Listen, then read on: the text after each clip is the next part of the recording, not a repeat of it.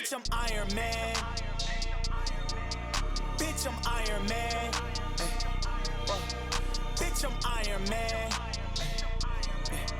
Bitch, I'm Iron Man. Bitch, I'm Iron Man. Call me Tony Stark, yeah. You ain't built for it, you don't have a heart, yeah. Getting Bruce Banner, you don't know the Hulk, yeah. Feel like Robert Downey Jr. on his part, yeah. Didn't I tell you I would do it from the start, yeah? Didn't I tell you I would suit up for the mugs, man? With your bitch playing boot up your apartment. Keep a whole bunch of animals afloat. Know it's up, yeah. Hey, you was probably 5 watching Disney. Hey, I was trying to rhyme watching Pimp C. Hey, I don't got a job, bitch, I been me. Thinking I should advertise for some victory. Cause I'm cold, cause I'm cold, cause I'm cold, ho.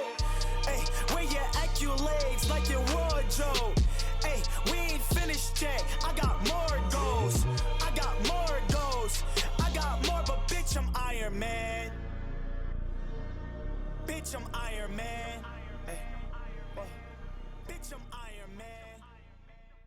You know, I really tried to make the suit as kind of as similar to the movie as possible. You know, I really, there were like four things I really wanted to accomplish. One was to be full metal.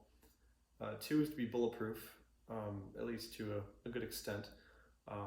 3 was to have a realistic flamethrower that actually had a pretty good length of flame, that is, and 4 was to have some kind of power system incorporated into the suit. And I think I accomplished those things very well, you know, for really only using what's around me. I think I did a relatively good job. I think my favorite part of the suit would be the flamethrower. I think the flamethrower is quite a fascinating piece. I haven't really seen many suits, you know, whether it be cosplay or fully mechanical suits. I haven't really seen the flamethrower really incorporated into them, and it's weird because it's such a, you know, iconic part of Iron Man. You know, the Mark I, you know, is the suit with the flame. It's like everybody knows that suit for flamethrowers, and I really wanted to do that, you know, for this suit, and just kind of you know, really bring that to life. Oh no.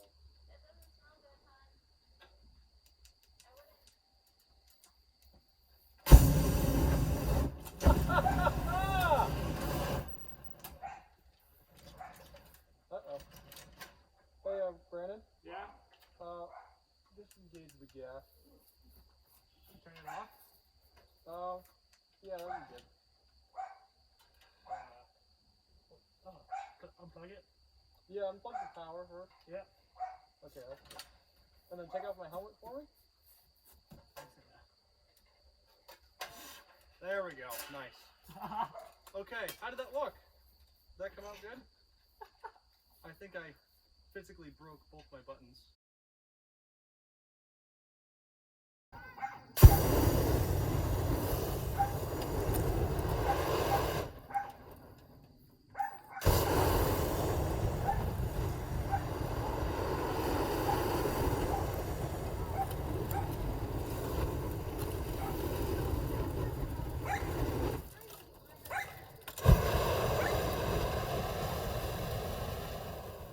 Another really interesting part of the suit, which I think is actually one of the most beneficial parts, is the electrical the power system. I struggled greatly with, you know, the design of that. I had many different ideas. The first idea was to use a weed whacker engine, a gas powered engine, to run a belt to power a really high power motor that I have, which is absolutely massive. I don't even know what it's from, but I've had it for years, and, you know, I actually ended up generating 60 volts of power from it.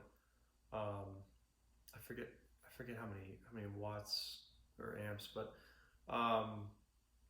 it generates quite a bit of power, and I actually powered several things from the rig that I have. But the problem is that the engine was so kind of shaky, and it was the vibration was so great that it ended up coming off of the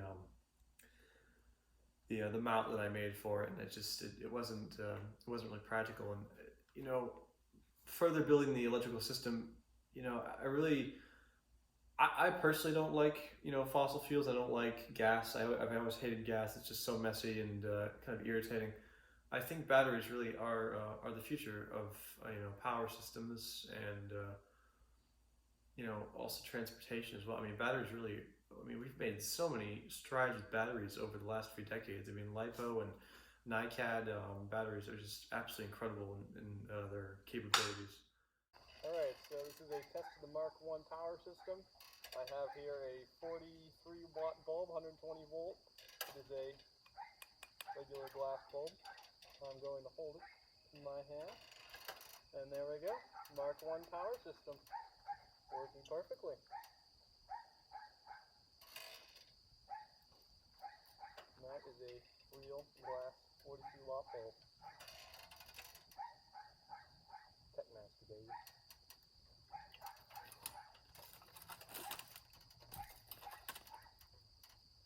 And make sure to show that there's no wires around me either. This is all independent power.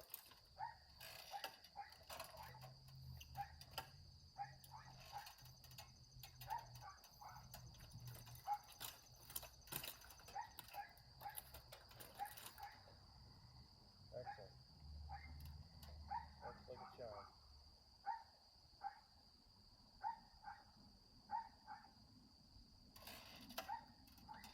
That is awesome. Briefly, I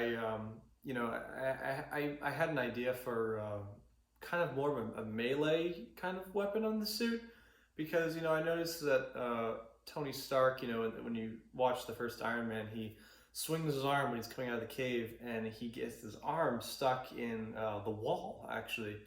And I was thinking to myself, I'm like, wouldn't it be interesting if you had something on your arm that could just kind of cut through stuff? I'm like, like what could I do for that? And I'm like, okay, why don't I do like a saw, like a sawzall? And I'm like, that could probably work. I could probably do that. And no, it worked absolutely fantastic. I think that was probably one of the most underrated parts of the suit is the saw mechanism. That was absolutely fantastic. And the fact that the suit not only can shoot rockets, shoot flames, generate have power coming from it, but it can also cut through stuff. I could go through a door and just cut it completely open. I think that it's such a cool part of the suit. And again, this is all made out of just spare parts and machines and appliances I have around my house that I've spent years collecting. And it's really cool to just kind of let your mind kind of go wherever it wants to, and not only create or replicate something that's been done in science fiction, but to also kind of add your own personal touch to it as well. It's a nice ride for sure.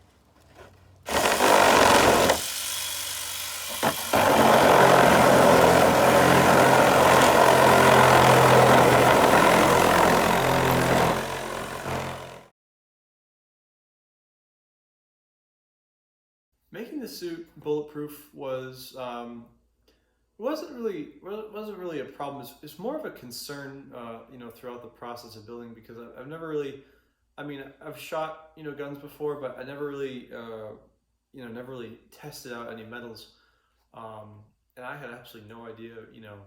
Kind of halfway through, I'm like, God, is this thing gonna last? Like, is it if if I fired this thing several times, like, is it just gonna fold? I mean, is it gonna completely just go right through? you know, and it was really kind of a concern going through because I really wanted to say that you know the chest especially is bulletproof, and you know I really wanted to kind of shoot on the suit kind of around, you know, the heart area, you know, because it was a huge goal throughout the entire build is to make this thing as bulletproof as possible, and make sure they can actually take gunfire at close range and long range as well, which again was seen in the original Iron Man movie. And it wasn't really until the last week of building that I actually tested out the suit to see if it was bulletproof, and it really held up much more than I thought. There are roughly, you know, around 3 to 4 layers in the suit of just pure raw metal, and none of the bullets made it past the second layer, which I think is just absolutely fantastic. It was really quite a joy to see that worked, and I was so happy that it actually lasted. It actually held up. You know, granted they weren't, you know, 45 caliber or, you know, in the 30s, but you know, it definitely held up. So I could definitely call the suit bulletproof. I was very happy to find that out.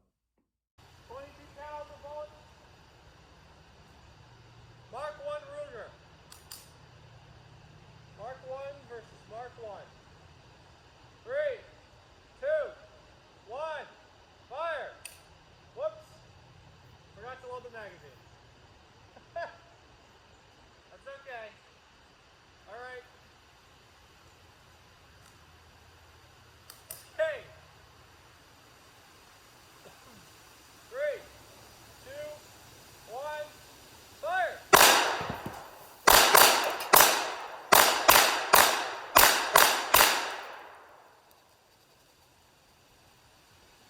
I think I'm deaf. Oh man, okay. Jeez, did I even hit it? Oh man, I don't even know if I hit it. Whoa. I hit the can though. That's good, kind of. What a mess. Jeez. Geez, I think I am too goddamn. Oh no, I did hit it. Okay, I did hit something. Okay. Oh! Alright, yeah, I really hit it. Holy crap. Okay. I hit it here at least 2 or 3 times. Oh man. I took on some good damage. Nothing up here really. I guess I can play back the footage. Okay. Excellent. Overall, the Mark 1 was an absolutely fantastic build, and it really is something I'll remember forever. You know, I had a really kind of rough point in my family, you know, kind of halfway through the building process, and you know, just working on the Mark 1 to just kind of shut everything off and just kind of get away. You know, it's really amazing how you know, just a simple hobby can really help you in times of need. And, you know, this goes for a lot of people too. You know, if you're stressed out or if your home life is rough, you know, try to find something to do that makes you happy, that you know, isn't too extraneous or out of the ballpark. You know, try to do something that you can easily do, and it's just having something like this to kind of get me through the day and to just keep my mind up and everything.